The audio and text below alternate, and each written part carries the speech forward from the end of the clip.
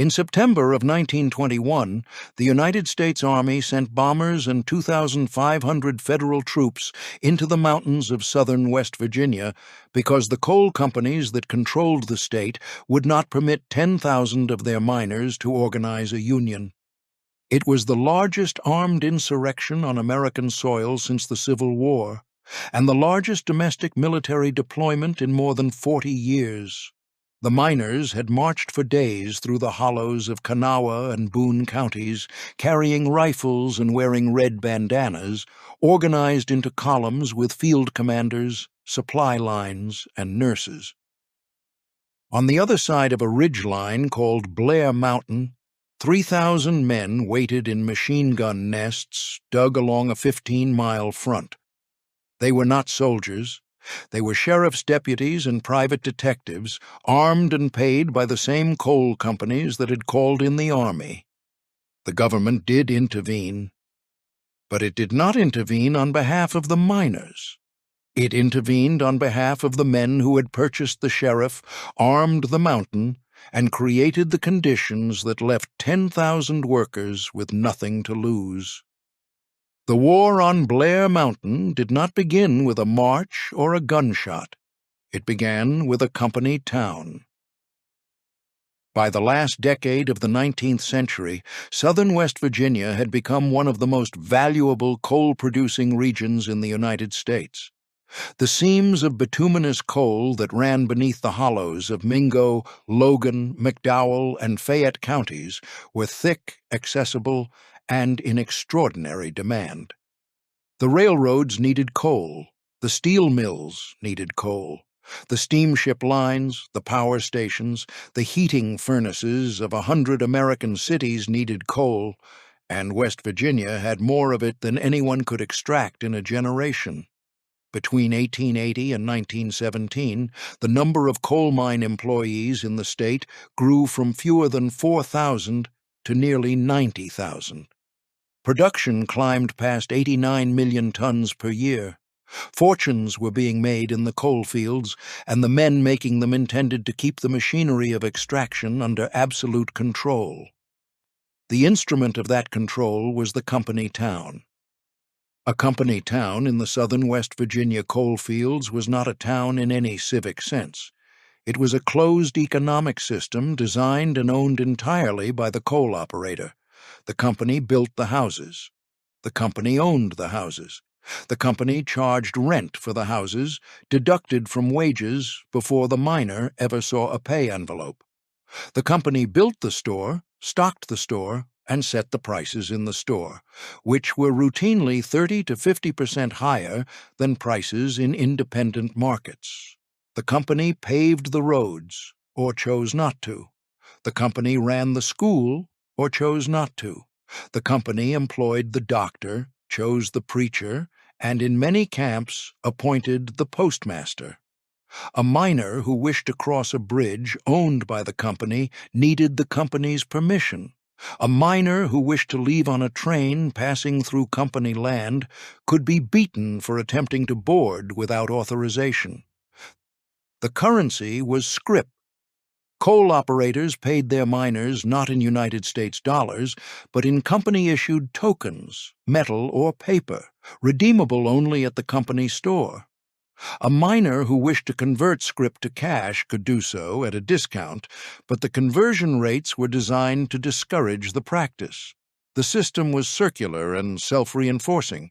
The miner worked the company's coal, lived in the company's house, ate the company's food, and was paid in the company's currency, which could only be spent in the company's store.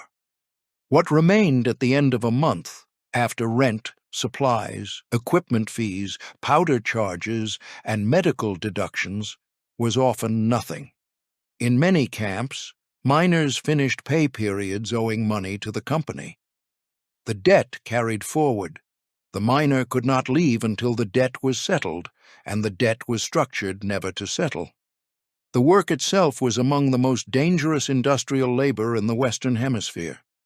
Miners descended into shafts cut through unstable strata, working 10 to 14 hours per shift by the light of open-flame carbide lamps in passageways thick with explosive coal dust. Roof collapses killed without warning. Methane gas, invisible and odorless, gathered in pockets along the face and detonated when a lamp flame passed too close. Ventilation was poor or non-existent in many operations. Mine inspectors, where they existed at all, were appointed by the same political machinery the operators controlled and rarely issued violations. In the single decade between 1910 and 1920, West Virginia coal mines killed more than 4,200 men. The state's mine fatality rate was among the highest in the nation throughout the first 2 decades of the century, and the operators bore no legal liability for any of it. A widow whose husband was crushed beneath a fallen roof timber received nothing from the company, unless the company chose to offer something. Most did not choose. The scale of the system was difficult to comprehend from the outside. By 1930, West Virginia contained an estimated 465 company towns. The majority concentrated in the southern counties where the mine wars would be fought. The state produced nearly 150 million tons of coal per year by the late 1920s. 90,000 men worked underground. The coal operators of southern West Virginia controlled not only the mines, but the housing, the commerce, the transportation, the courts, and, in many counties, the elections. In some of those counties, there was no civic authority that was not either employed by, funded by, or beholden to the coal operators. County sheriffs drew supplemental salaries from coal companies. Judges held their positions at the pleasure of operators who controlled the local political machinery. State governors, when disputes arose, declared martial law against the miners, not the operators. The constitutional rights that applied in Charleston or Wheeling did not reliably extend into the hollows south of the Kanawha River. The men who worked the coal were aware of the architecture of the system. They were not fools. Many had come to West Virginia from the exhausted mining regions of Pennsylvania or the poverty of southern and eastern Europe. Hungarian, Italian, Polish, and Greek immigrants arrived by the thousands, recruited by labor agents who advertised wages in American dollars and said nothing about scrip. Black miners came north from Alabama and Virginia, drawn by the same promises, sometimes recruited specifically as strikebreakers during labor disputes, and then retained as permanent workers when the disputes ended. The coal operators had discovered that a workforce divided by language, custom, and color was a workforce that could not easily organize. They assigned shifts of men who spoke different languages. They segregated the camps by race, by nationality, by religion where possible. They hired mine guards to watch the roads, open the mail, search the belongings of men returning from trips outside the hollow, and report any miner who spoke the word union. A union organizer who entered a company town without permission could be arrested for trespassing on private property, and frequently was. The United Mine Workers of America had been attempting to organize the southern West Virginia coal fields since the Union's founding in 1890. The operators resisted with a tool more effective than any injunction or court order. They required every miner to sign a yellow dog contract before taking employment, a written agreement that the miner would never join a union, never attend a union meeting, and never speak to a union organizer while living in company housing. Violation meant immediate termination and eviction. A miner who signed a yellow dog contract and then attended a union meeting could be removed from his house, with his family and belongings placed on the road within hours. The coal operators did not regard this as coercion. They regarded it as the enforcement of a freely entered contract.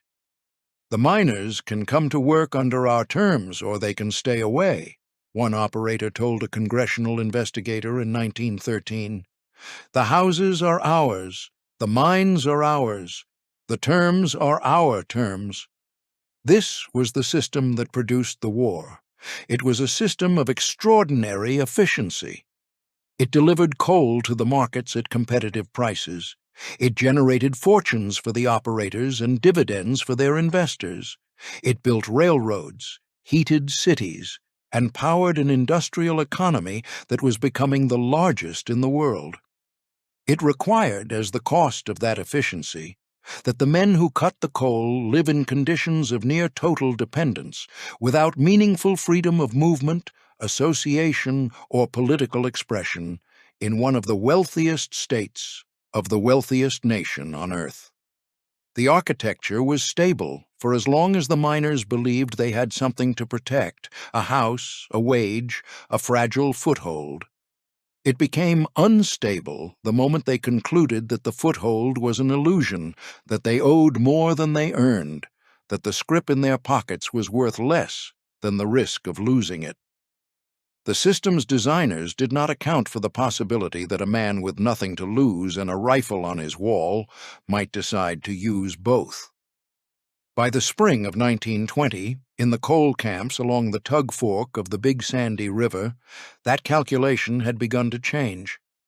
The United Mine Workers launched a major organizing drive in Mingo County, and for the first time in a generation, thousands of miners defied the yellow dog contracts and signed union cards. The operators responded as they always had. They called in the detectives. The agency they called was headquartered in Bluefield, Virginia, and its name was known in every coal camp in Appalachia. It was the Baldwin Felts Detective Agency, and its agents were already on their way. The Baldwin Felts Detective Agency was not, in any meaningful sense, a detective agency. It did not solve crimes.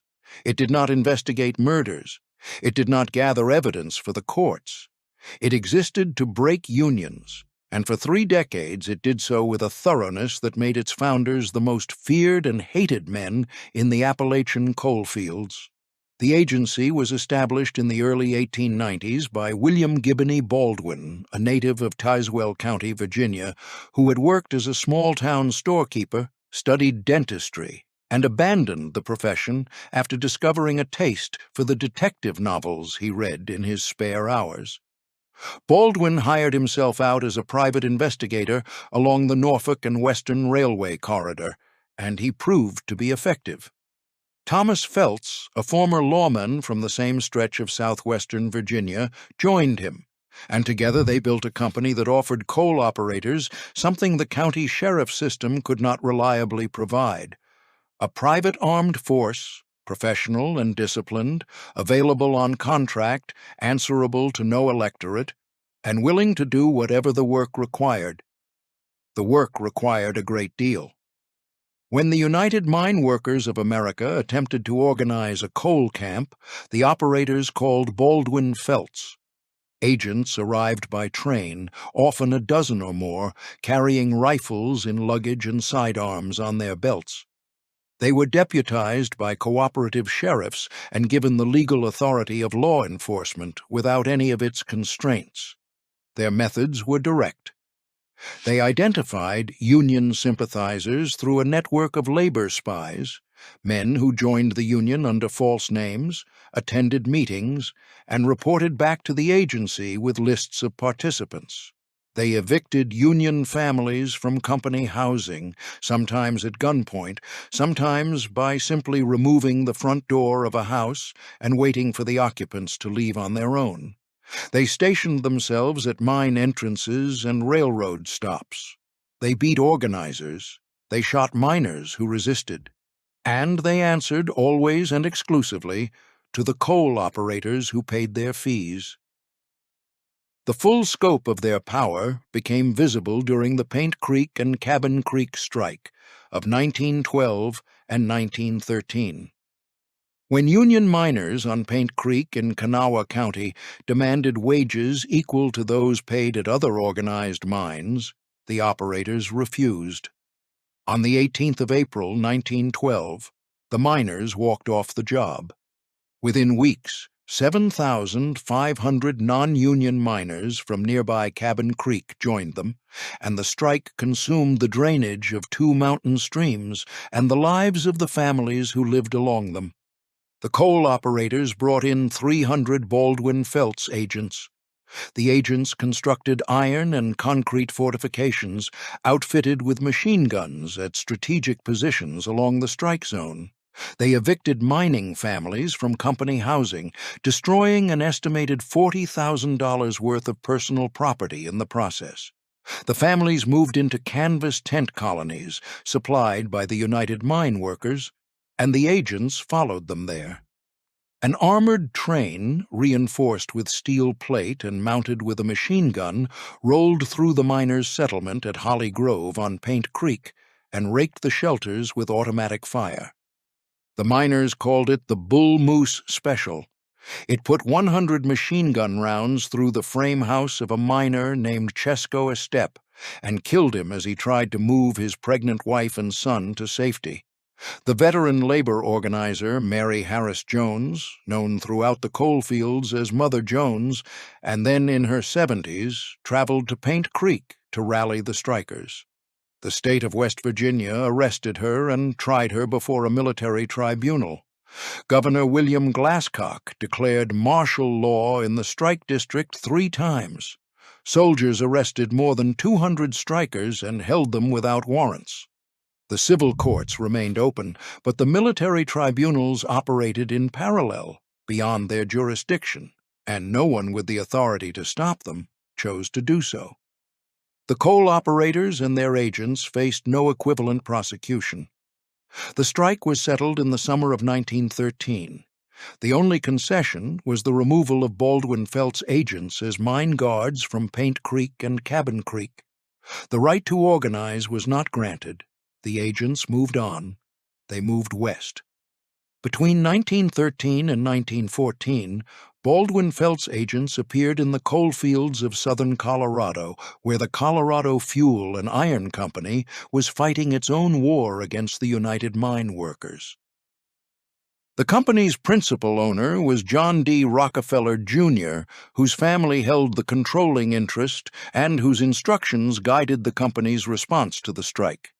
Colorado Fuel and Iron employed approximately 10,000 workers and controlled nearly 70,000 acres of land. It ran its own company towns in remote canyons, its own stores, its own scrip system, identical in design and purpose to the system operating in the hollows of West Virginia. The operators had organized shifts of immigrants who spoke different languages to prevent them from organizing, the same tactic used on Cabin Creek.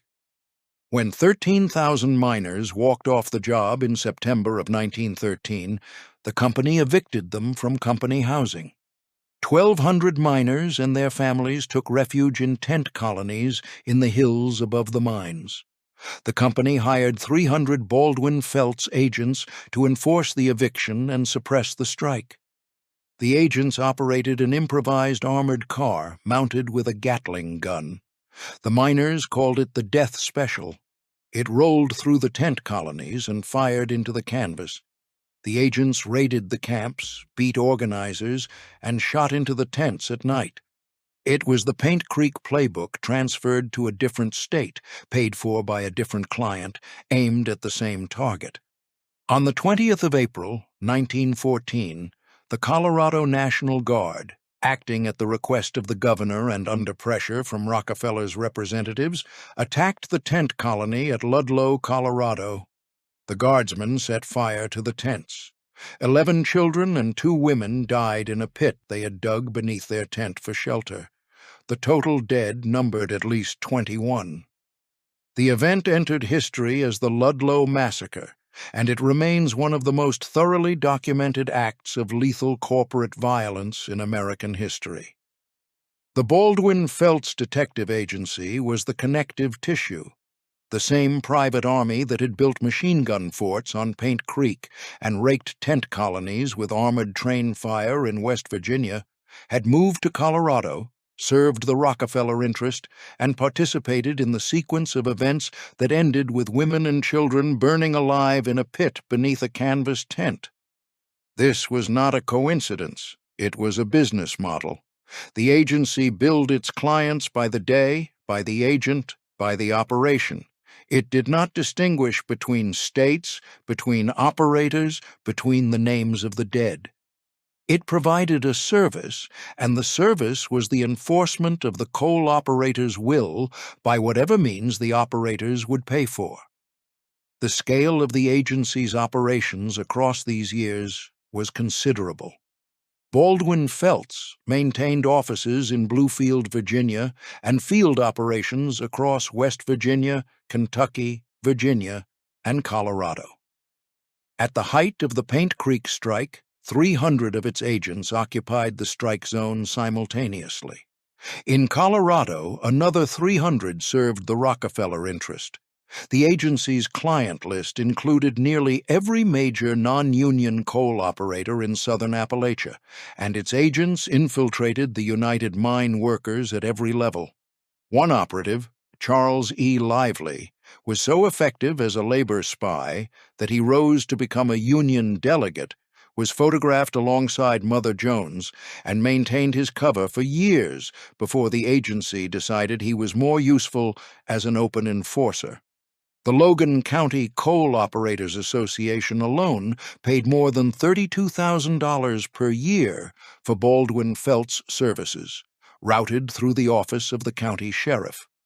At a time when a coal miner earned less than $3 per day, the agency commanded fees that could sustain a small army, and that was precisely what it sustained.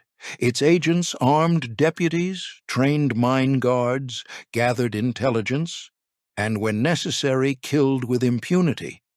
In 3 decades of operation across 4 states, through dozens of strikes, evictions, and armed confrontations, no Baldwin Felts agent was ever convicted of murder in connection with a labor dispute. Not one. 2 of the most feared and hated men in the mountains, the West Virginia Attorney General Howard B. Lee, would later write of Baldwin and Felts. The fear was well placed. The hatred was earned. By 1920, the agents were back in West Virginia. The United Mine Workers organizing drive in Mingo County had produced the largest wave of union enrollment in a generation, and the operators were alarmed. Baldwin Felts dispatched a team of 13 men, led by Albert Felts and his brother Lee, to the coal town of Matawan on the Tug Fork. Their assignment was to evict Union miners from the houses of the Stone Mountain Coal Company.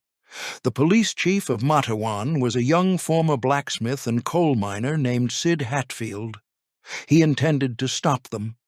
On the morning of the 19th of May, 1920, 13 Baldwin Felts agents stepped off the Norfolk and Western train at the depot in Matawan, a coal town of fewer than 500 people pressed between the railroad tracks and the Tug Fork of the Big Sandy River in Mingo County, West Virginia.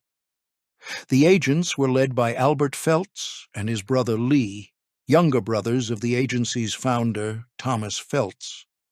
They carried rifles packed in their luggage and sidearms on their belts.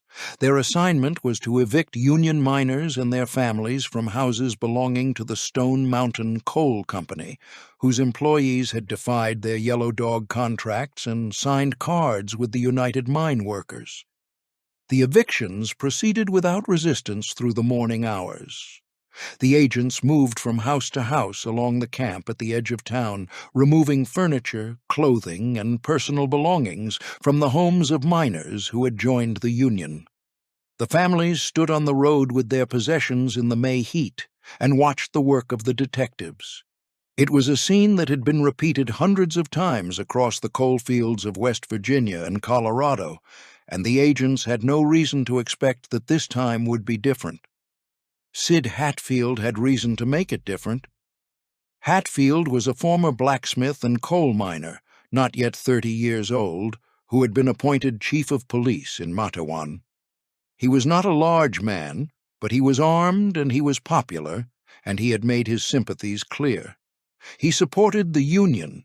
He had told the miners he would protect them.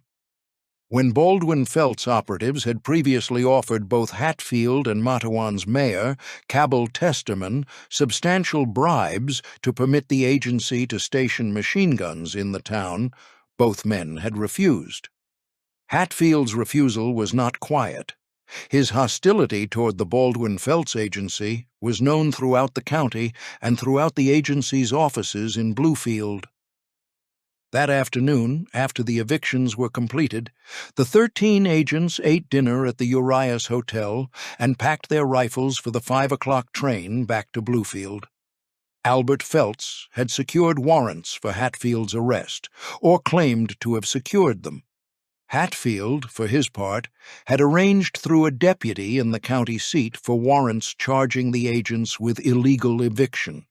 The legal pretexts were a thin surface over the real confrontation, which was about power, about who held it in Matteawan and who intended to take it.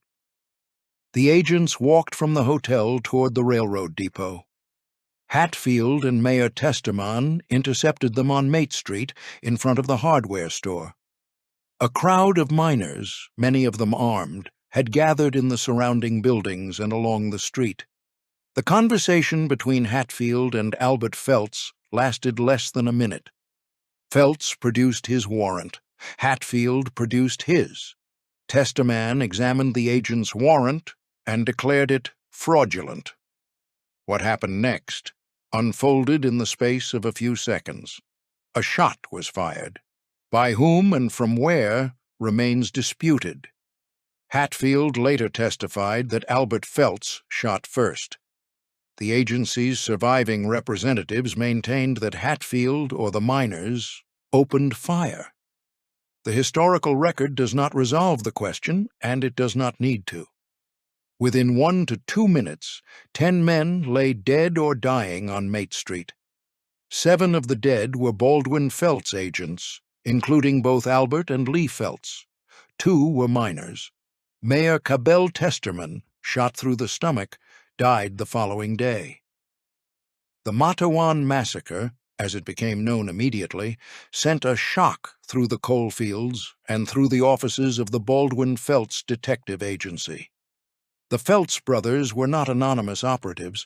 They were the brothers of the agency's founder, senior figures in the largest and most feared private enforcement organization in the Appalachian coal industry. Their deaths were not a skirmish. They were a humiliation, and the agency understood the killing as an act that required an answer. Sid Hatfield understood it differently. In the days after the shootout, he became the most celebrated figure in the southern West Virginia coal fields. Miners called him Smilin' Sid. His photograph appeared in newspapers across the state and the nation. He had done what no police chief, no sheriff, no elected official in the mine war counties had done before. He had stood on a public street and told the Baldwin Felts agents that they could not do as they pleased. And he had survived. On the 2nd of June, 1920, less than 2 weeks after the shootout, Hatfield married Jessie Lee Maynard, the young widow of Mayor Testerman. The marriage was itself a statement, a binding of Hatfield's fate to the memory of the man who had died beside him on Mate Street. Hatfield and 22 others were charged with the murder of Albert Felts. The trial drew national attention, and in January of 1921, the jury acquitted Hatfield and all his co-defendants. The acquittal confirmed what the miners already believed and what the operators feared. In Mingo County, at least, the law had sided with the Union, and the Baldwin Felts agents had been judged as the aggressors. But the acquittal did not end the violence. It intensified it. Through the summer and fall of 1920 and into the spring of 1921, the Tug River Valley descended into a guerrilla war that resembled the border conflicts of the Civil War more than any peacetime labor dispute. Union miners ambushed non-union workers on the roads between camps. Company guards fired into Union camps at night. Snipers operated from the ridgelines on both sides of the river, and the bodies of the dead sometimes lay in the hollows for days before anyone retrieved them. "Murder by laying in wait and shooting from ambush has become common," the Mingo County Sheriff wrote in May of 1921. Governor John Cornwell declared martial law in Mingo County. Federal troops were sent in, withdrawn when the violence temporarily subsided, and sent in again when it resumed. Dozens of Union leaders were arrested and jailed without due process, held under the authority of military commissions operating outside the jurisdiction of the civilian courts. The tent colonies that the UMWA had erected for evicted families were raided, searched, and in some cases dismantled by state militia acting under martial law authority. The miners' situation was growing worse, not better. The 3,000 Union members who had signed cards in the organizing drive of 1920 were being systematically crushed. Injunctions barred the UMWA from operating in the county. Martial law gave the operators and their allies the authority to arrest, detain, and deport anyone suspected of Union activity. Families who had been evicted from company housing now faced eviction from the tent colonies as well. The Baldwin-Felts Agency had lost 7 men on Mate Street, but the structure of power in the coal fields had not changed. The operators still controlled the towns, the courts, the sheriff, and the governor. The miners still lived in company houses, earned company scrip, and worked under the terms the company set. The Matewan shootout had changed the mythology of the conflict. It had not changed its arithmetic. Hatfield believed the law would protect him. He had been acquitted. He had the support of the miners and the attention of the national press. He continued to agitate, continued to speak at Union rallies, continued to carry the 2 pistols that had given him his reputation. The Baldwin-Felts Agency watched him. The agency had not forgotten Mate Street. It had not forgotten Albert and Lee Felts, the founders' brothers, shot dead in the dust beside the railroad tracks. The agency did not forget.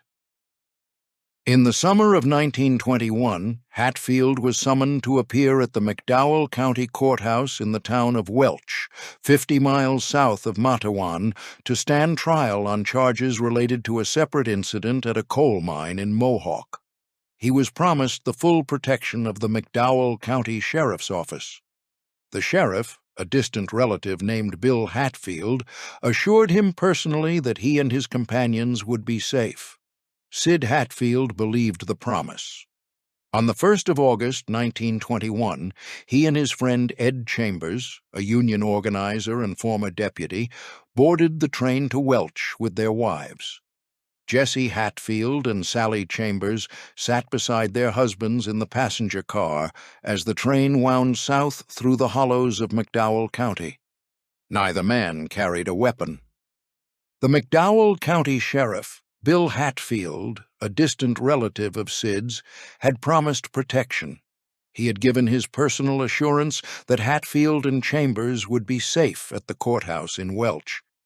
The day before the trial, Sheriff Hatfield left McDowell County for a resort in Virginia. He did not explain his departure. On the morning of the 1st of August, 1921, Sid Hatfield and Ed Chambers arrived at the Welch train depot with their wives, Jessie Hatfield and Sally Chambers. They had locked their pistols in a traveling bag. They walked through the town and up the steep stone steps that led to the entrance of the McDowell County Courthouse, a Romanesque revival building perched on a hillside above the main street. Jessie Hatfield climbed the stairs on her husband's arm. Sally Chambers held her husband's hand. Charles E. Lively, the Baldwin-Felts operative who had spent years infiltrating the United Mine Workers as a labor spy, who had risen to the rank of Union delegate, who had been photographed standing beside Mother Jones, was waiting for them. He had boarded the same train that morning and followed the 2 couples through Welch to the courthouse. He was accompanied by other Baldwin-Felts men. They were armed. Hatfield and Chambers were not. The shooting began near the top of the steps. Sally Chambers would later describe the moment to reporters in Matewan. "I heard a shot fired," she said. "I turned and looked at Sid, and he was falling. Then I looked at my husband, and he was falling loose from my arm. The shooting then became general." Hatfield was struck in the arm and 3 or 4 times in the chest. He died on the steps. Chambers was wounded and fell. Lively walked forward, stood over Ed Chambers as Sally Chambers clung to her husband's body and fired a single shot into his head. Jesse Hatfield lost consciousness before the shooting ended. The Baldwin Felts agents who killed Hatfield and Chambers were charged with murder. All were acquitted. The verdict surprised no one in the coal fields. The killing had been committed in daylight, on the steps of a courthouse in front of witnesses, and it produced no legal consequence for the men who committed it. The message was not subtle. The agency that had lost 7 men on Mate Street in Matewan had taken its answer on the courthouse steps in Welch, and the courts had permitted it. The news of the assassination reached the mining camps within hours. The reaction was not grief, or not only grief. It was rage, a collective fury that had been building through months of martial law, evictions, arrests without warrants, and the slow strangulation of the organizing drive that the miners had risked everything to join. Hatfield had been their champion. He had stood against the detectives and lived. Now he was dead, shot unarmed on a public stairway by the same agency that had evicted their families and burned their homes, and no one would be punished. On the 7th of August, 6 days after the killing, the United Mine Workers of America issued a formal petition of demands to West Virginia Governor Ephraim Morgan. The demands included the arrest of Hatfield's murderers, the release of Union miners held under martial law in Mingo County, and the restoration of civil liberties in the coal fields. Governor Morgan rejected every demand. He ordered the Union representatives out of the state capitol in Charleston. The march began within days. It started at Marmet, a small town on the Kanawha River southeast of Charleston, where armed miners began to gather from the surrounding counties. They came from Kanawha, from Fayette, from Boone, from Raleigh, from McDowell. They came on foot and by automobile, carrying hunting rifles, squirrel guns, and surplus military weapons purchased or borrowed from neighbors who had served in France. They were coal miners, and they intended to march south through the mountains to Mingo County, to free the Union men held in jail, to break the martial law that had suspended their constitutional rights, and to organize the southern coal fields by force if no other method remained. The army that formed at Marmet and along the roads south of Charleston was unlike any armed force that had assembled on American soil since the Civil War. It was an army of working men, organized into rough columns with elected officers, supply wagons, field kitchens, and nurses. It had no uniforms except the red bandanas the miners tied around their necks, a mark of solidarity whose association with the word redneck would endure long after the march itself was forgotten. And it was an army that crossed the lines the coal operators had drawn between the men who dug the coal. Black miners marched beside white Appalachian hill farmers.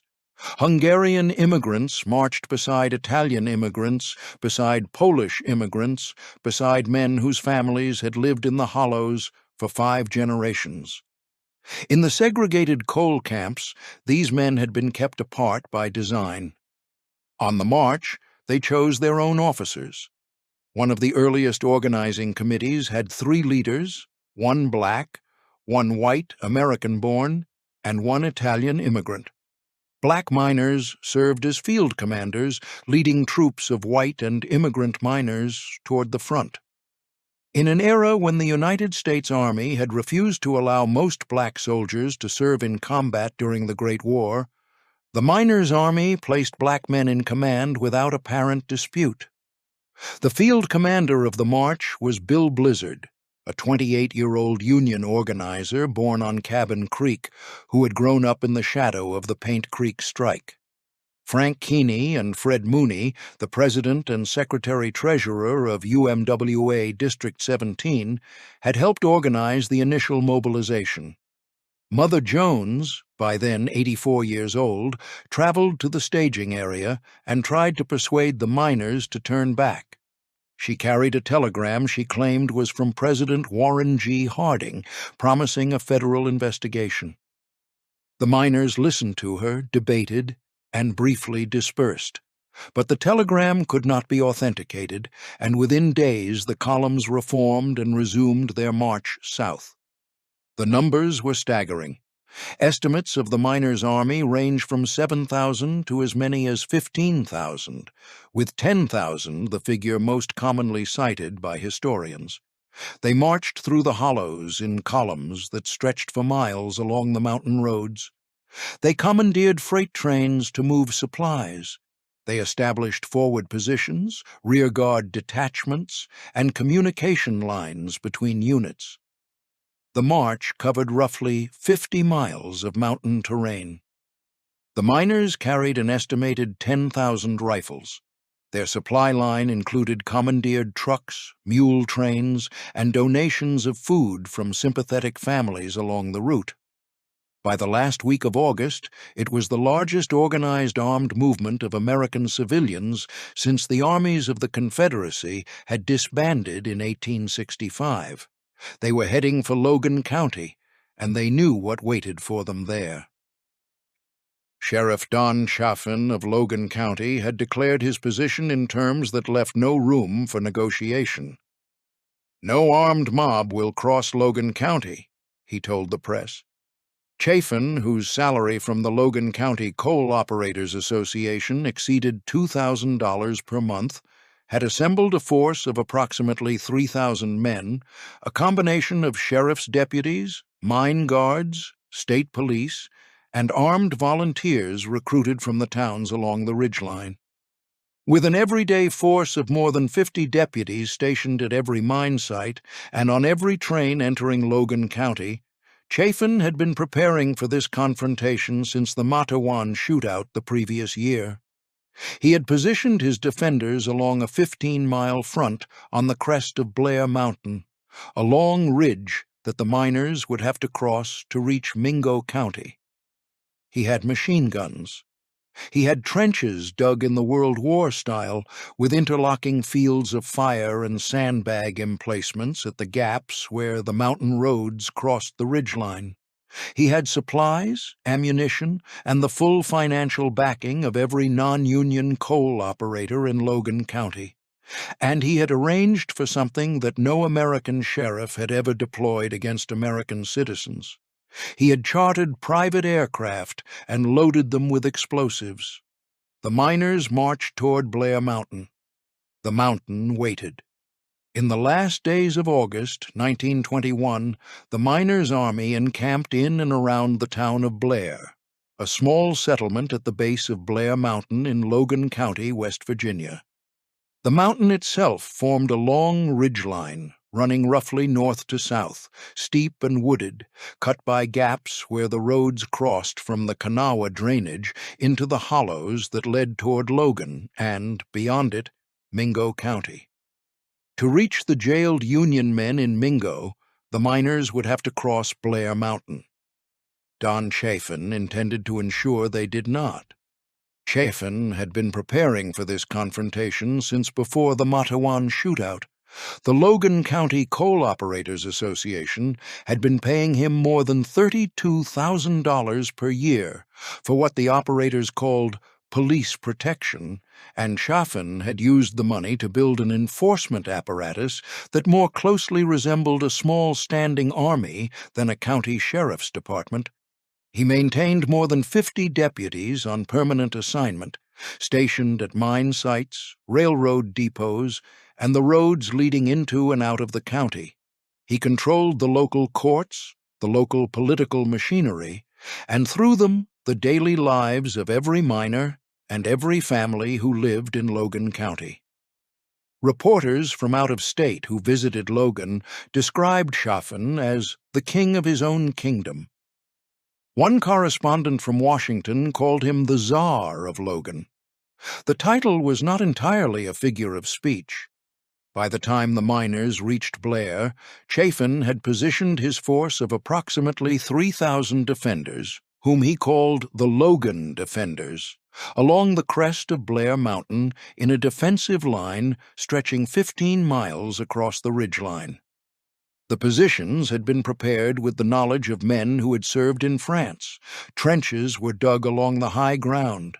Machine gun nests were placed at the gaps and along the approaches where the terrain funneled attackers into narrow corridors. Sandbag emplacements reinforced the firing positions. Ammunition had been stockpiled. The Logan defenders included sheriff's deputies, state police, mine guards, and civilian volunteers armed and provisioned by the coal operators. Chaffin had told his men what he expected of them. "Kill all the rednecks you can," he ordered, using the term the miners had adopted for themselves from the red bandanas they wore. The battle began at dawn on the 31st of August, 1921. A patrol of 75 miners, led by a local minister named Reverend John Wilburn, advanced along Spruce Fork Ridge toward the defensive line. The patrol encountered 3 of Chaffin's deputies in the early morning darkness. A deputy named John Gore fired and killed a black miner named Eli Kemp. Wilburn returned fire and killed Gore. The shots echoed across the ridge, and within minutes the firing spread along the entire 15-mile front. The Battle of Blair Mountain had begun. For 5 days, the two forces fought along the ridgeline in conditions that resembled the trench warfare of the Western Front more than any domestic conflict the United States had experienced since Appomattox. The miners advanced up the slopes in small groups, using the heavy timber and the folds of the terrain for cover, moving from tree to tree, from boulder to boulder, firing uphill at positions they could hear but often could not see. Chaffin's machine gunners fired from prepared positions along the crest, raking the approaches with sustained bursts that shredded bark and sent chips of stone across the forest floor. The miners had rifles, most of them hunting weapons and surplus military arms bought or borrowed from veterans who had carried them in France. They had courage and numbers, but they did not have machine guns, and the defensive advantage of the ridgeline was enormous. Attacks that gained 100 yards in the morning were pushed back by afternoon. The same ground was fought over repeatedly, the undergrowth trampled and the trees scarred with bullet strikes. At night, the firing subsided but did not stop.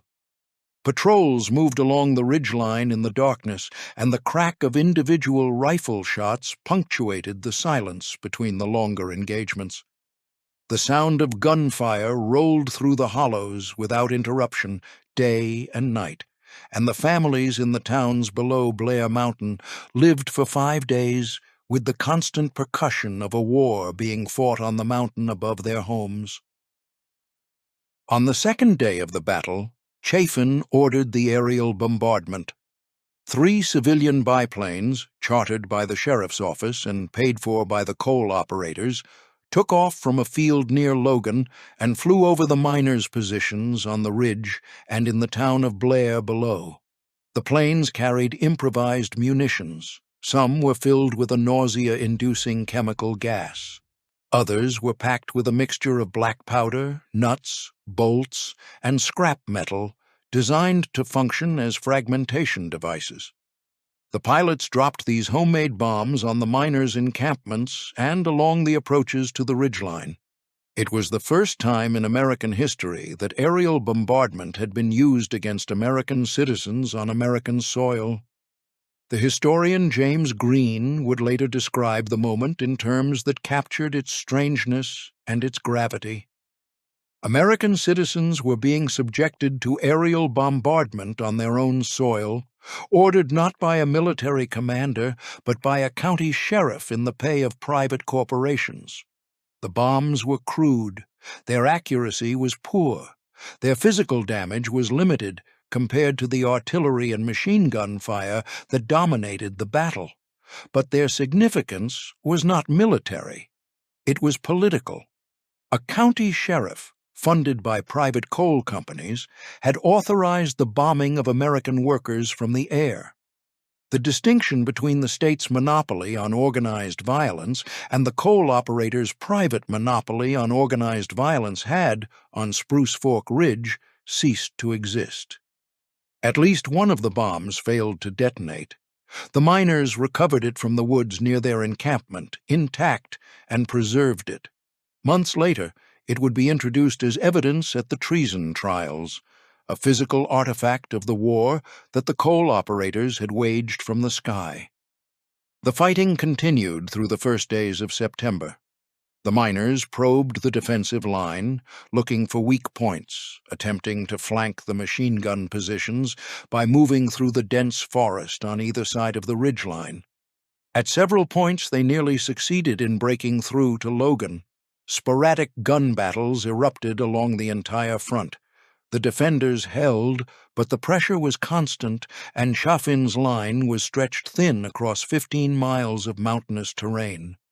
The scale of the engagement was extraordinary by any measure of domestic American conflict. Approximately 1 million rounds of ammunition were fired during the 5 days of fighting along Blair Mountain Ridge.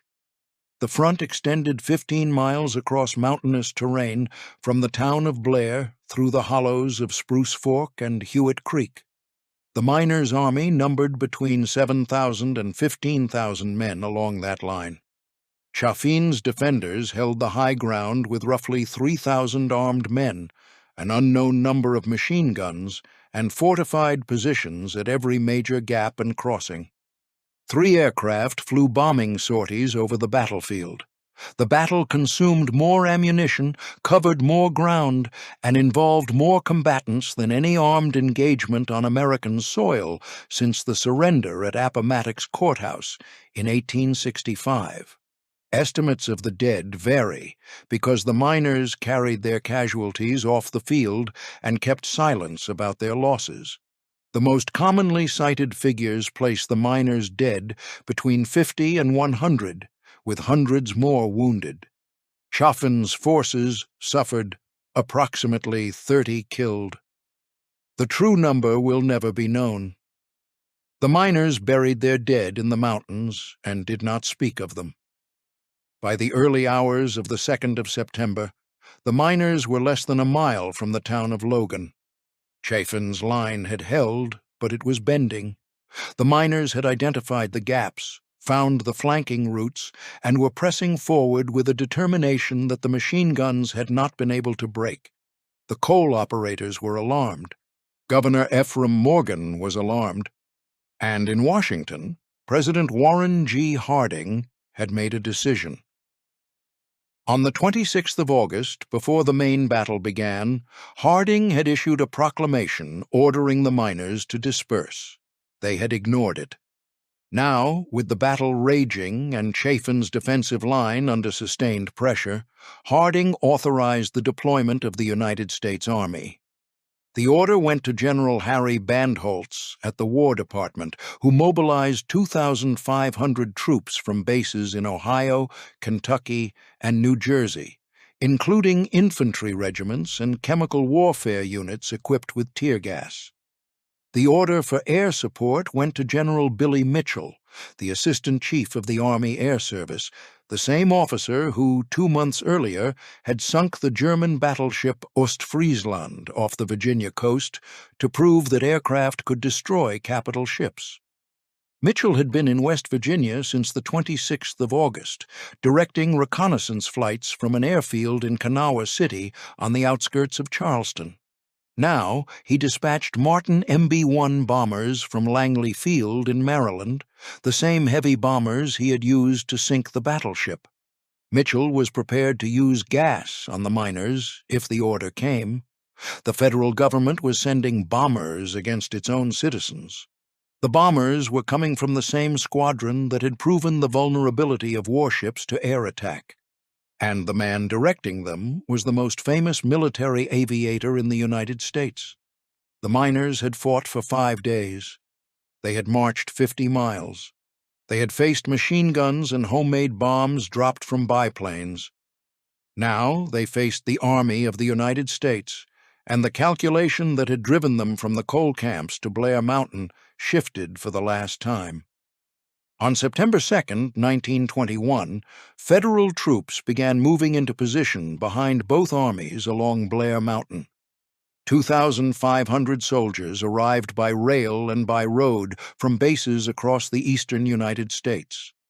Infantry regiments from Ohio, Kentucky, and New Jersey deployed along the ridgeline and into the hollows below. Chemical warfare units from Maryland set up positions with tear gas. Army aircraft, the same Martin MB-1 bombers that General Billy Mitchell had flown against the German battleship Ostfriesland 2 months earlier, circled above the ridgeline on surveillance and intimidation flights. Soldiers built posts along the high ground at Blair Mountain, Jeffrey, Sharples, and Logan. It was the largest domestic military deployment since the federal suppression of the Pullman strike in 1894, and the first time since the Civil War that the United States had sent heavy bombers into a theater of operations against its own population. One of the Martin bombers did not return. Bomber number 5, leading the formation back to Langley Field in Virginia on September 3rd, dropped from the sky during a storm southwest of Summersville in Nicholas County, West Virginia. The crash killed 4 of the 5 crew members.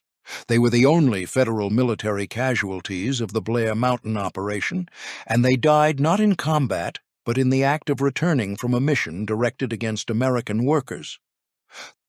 The miners saw the Army arrive, and the calculation changed.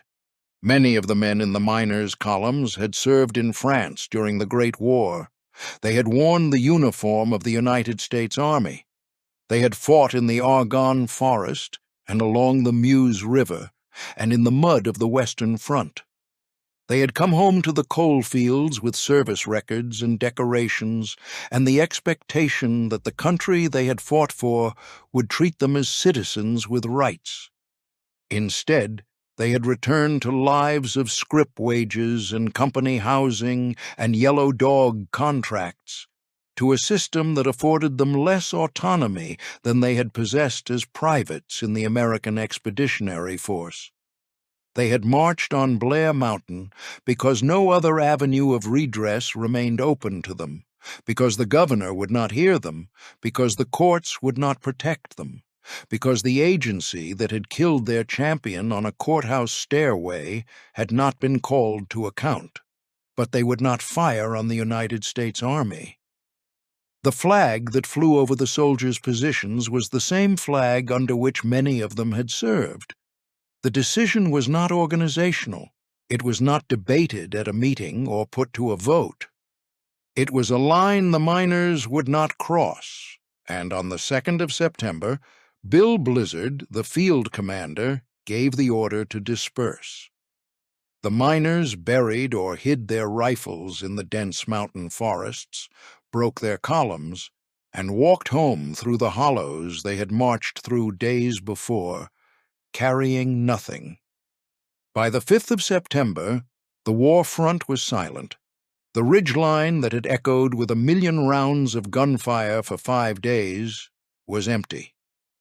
The trenches, the machine gun nests, the improvised bomb craters, the shell casings scattered across Spruce Fork Ridge remained as evidence of what had happened. The miners melted back into the hollows and returned to the coal camps, to the company houses and company stores and scrip wages that the march had been intended to destroy. The war was over. The reckoning was about to begin. The state of West Virginia moved quickly. 985 miners were indicted on charges that included murder, conspiracy, and treason against the state. The treason charges were unprecedented in American labor history. The state argued that the armed march on Logan County constituted an act of war against the government of West Virginia, and that the miners who participated were guilty of levying war against the state in which they lived. The legal theory was aggressive, and the state's primary target was Bill Blizzard, the 28-year-old field commander who had led the miners' army across the mountain. Frank Keeney and Fred Mooney, the UMWA District 17 leaders who had helped organize the initial mobilization, were also charged with treason. Blizzard's trial became a national spectacle, covered by newspapers from New York to San Francisco, and it produced a verdict that satisfied neither side. The jury acquitted Blizzard of treason. The prosecution had failed to prove that the march constituted war against the state rather than an armed protest, and Blizzard walked free. The UMWA's national president, John L. Lewis, who had opposed the march from the beginning, expelled Blizzard from the Union. Blizzard continued to organize miners on his own. He would not be reinstated until the New Deal, more than a decade later. Most of the remaining miners were also acquitted or received short prison sentences. The coal operators' attorneys, frustrated by the jury's reluctance to convict, dismissed hundreds of indictments rather than continue trials they could not win. The courts of West Virginia, it turned out, were more sympathetic to coal miners than the governor or the coal operators had expected. But the acquittals were a hollow victory. The treason trials had lasted months. The legal defense had consumed every dollar the United Mine Workers of America possessed in West Virginia. The Union was bankrupt. The immediate consequences were that the treason trials bankrupted the UMWA in West Virginia and gave enormous momentum to the open shop movement. The historian Chuck Keeney, a descendant of March leader Frank Keeney, would later observe. Injunctions barred the Union from operating in the southern coal fields. The operators, who had survived the largest armed uprising since the Civil War with their system of control intact, moved to consolidate their victory. They blacklisted Union sympathizers. They enforced the Yellow Dog contracts with renewed vigor. They expanded the mine guard system. The Baldwin Felts Detective Agency, the instrument through which the operators had waged their private war across 2 states and a decade, was never held to account. No agent of the agency was indicted for the killing of Sid Hatfield and Ed Chambers on the courthouse steps in Welch. Charles E. Lively, the labor spy who had infiltrated the United Mine Workers at the highest levels and who had shot Ed Chambers in the head in the presence of witnesses and of Chambers's wife, claimed self-defense and was acquitted. Lively continued to work in the coal fields. He would participate in at least one more killing before his career ended. No agent was indicted for the aerial bombing of American citizens at Blair Mountain. No agent was indicted for the evictions, the beatings, the machine gun attacks on tent colonies at Paint Creek, at Cabin Creek, at Ludlow. The same private army that had served the coal operators of West Virginia and the Rockefeller interest in Colorado, that had built machine gun forts and armored trains and improvised armored cars, that had dropped bombs from chartered biplanes, that had burned women and children alive in a pit beneath a canvas tent in the foothills of the Sangre de Cristo Mountains at Ludlow, Colorado, continued to operate for another 16 years after Blair Mountain. The agency quietly dissolved in 1937, 45 years after its founding. Thomas Felts, the surviving founder, the brother of Albert and Lee, who had died on Mate Street, lived until 1937. No prosecution was ever brought against the agency or any of its principals. No accounting was ever made. The Rockefeller name survived Ludlow. John D. Rockefeller, Jr. hired a public relations consultant named Ivy Lee, visited the Colorado coal fields, shook hands with miners, and reinvented himself as a progressive industrialist. The coal operators of Logan County survived Blair Mountain. Don Chaffin served out his term as sheriff, was later convicted on federal prohibition charges, and served 10 months in prison, then moved to Huntington, West Virginia, where he purchased a 10-story building, renamed it the Chaffin Building, and operated a coal company for the remainder of his life. He died in 1954 at the age of 67, a wealthy man. The miners survived neither. The United Mine Workers of America in West Virginia did not recover. In 1920, the year of the Matewan shootout and the organizing drive that had filled the miners with a belief that the system could be changed, the Union had claimed 50,000 members in the state. By 1924, the number had fallen below 10,000. By 1929, it had fallen to 600. West Virginia went from 50,000 Union miners to fewer than 1,000 in less than 5 years. The treason trials had consumed the Union's treasury. The injunctions had barred organizers from the coal fields. The open shop movement, energized by the spectacle of 10,000 armed miners marching on a county seat, swept through the coal industry with a momentum the operators had not possessed before Blair Mountain. The battle had been intended to break the system. It had instead given the system the justification it needed to break the Union. The consequences were measured in lives. Non-union mines meant unsafe mines. Without union safety committees, without collective bargaining agreements that mandated ventilation standards and roof bolting requirements, and the right to refuse dangerous work, the death rate in the West Virginia coal fields climbed through the 1920s. The men who had marched on Blair Mountain, the men who had been acquitted of treason and returned to the camps, went back underground without the protections they had fought for. They inhaled coal dust in unventilated shafts. They worked beneath unsupported roof strata. They died in numbers that the absence of Union oversight made inevitable, and the companies recorded their deaths as the ordinary cost of extraction. The recovery, when it came from Washington and not from the coal fields. In 1933, the National Industrial Recovery Act, signed into law by President Franklin Roosevelt as part of the New Deal, guaranteed American workers the right to organize and bargain collectively without employer interference. The legal framework that the miners of Blair Mountain had demanded at the point of a rifle in 1921 was granted by Act of Congress 12 years later. The UMWA was reorganized. John L. Lewis, the national president who had opposed the march and expelled Bill Blizzard, gave Blizzard his position back. Blizzard returned to the coal fields as a UMWA organizer and eventually became president of District 17. The miners who had trusted him in 1921 had been right about his character, if not about the timing of their war.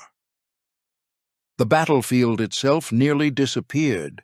Blair Mountain, the 15-mile ridgeline where 1 million rounds had been fired and where the first aerial bombardment of American citizens had taken place, sat quietly in the forests of Logan County for decades after the battle.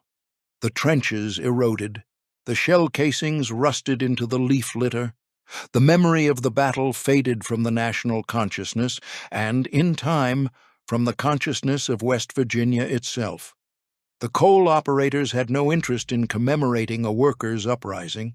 The state had no interest in remembering a war it had fought against its own citizens. The history was not taught in the schools. The battlefield was not marked. The dead were not honored.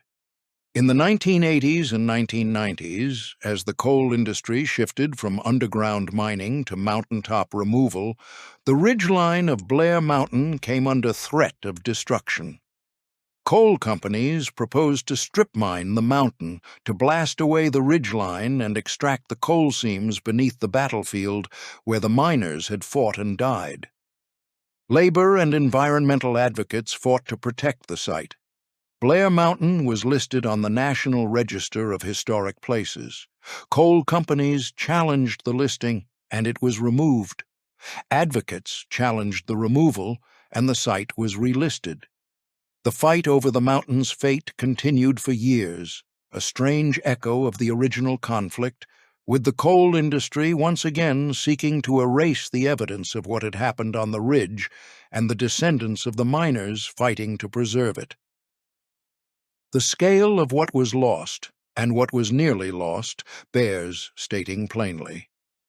10,000 miners marched. Approximately 1 million rounds were fired. Between 50 and 100 miners were killed, with the true number buried in the mountains alongside the dead. 985 miners were indicted. The union that had organized them was bankrupted and reduced from 50,000 members to 600 in half a decade. The private army that had fought them was never prosecuted. The sheriff who had ordered bombs dropped on them died wealthy. The battlefield where they fought was nearly strip-mined out of existence, and the nation that sent bombers against them forgot that it had done so. The West Virginia Mine Wars Museum stands today in Matawan, in a building on the same street where Sid Hatfield and the Baldwin Felts agents fought their gunfight in 1920. The museum holds ammunition shells from Blair Mountain, photographs of the miners' army, and documents from the treason trials. It is a small institution in a small town, sustained by the work of historians and descendants who have spent decades assembling the record of a conflict that the nation chose not to remember. Jessie Hatfield, the widow of Smilin' Sid, lived the rest of her life in the coal fields of southern West Virginia. Sally Chambers, who watched her husband shot on the courthouse steps in Welch, and who held his body as Charles Lively fired the final bullet into his head, carried that memory for the remainder of her days. Their names do not appear in most American history textbooks. The Battle of Blair Mountain does not appear in most American history textbooks. The largest armed uprising since the Civil War, fought by American workers against American companies with American bombs, dropped from American planes, supervised by the same general who had just proven the future of air warfare by sinking a battleship, occupies a silence in the national memory that is itself a kind of verdict. The silence remains.